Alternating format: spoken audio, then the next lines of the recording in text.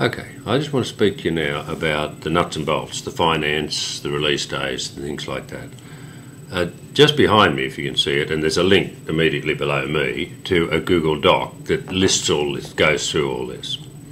Bottom line is, most of the money gets spent on release days. You know, it gets you out, it gives you time to put it together. Up front, before I say anything else, people say, how much money have we got? How many release days? Look, release days cost us about $2 for $1,000 these days. It's so dear. Essentially, I could say you've got somewhere around about 8 release days a project, which isn't much.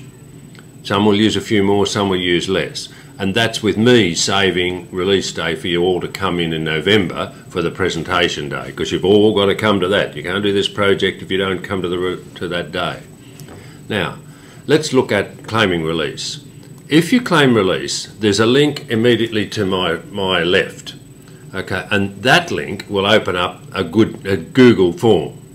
And in this, you just simply enter your details. It's pretty obvious. There's a drop-down list to say what you want to get the time out for, and you do that. It comes into the office, and our secretary sends back a code to whoever runs the release at your school. Now, you have to tell them about it because it'll go to the info@ email, and some schools don't know where that is, and the deputy does it, or somebody else, the general coordinator in secondary. You have to make sure they know about it. You can't just say, oh, I've got it, AC McPress, right? This is the way it works. We'll keep a record of it, and if the money runs out, well, I'll just tell you all there's no money left, just do the best you can and come into November and talk about it. The other possibility is, some people, not very many, but some people, depending on school policy or whatever, look to claim reimbursement for work done in their own time. They work on Saturdays or they work in the holidays, and we pay them for that. So in this one, you get HSC marking rates, which is around $60 an hour, and that is for the really busy people. They find this is a better way to work.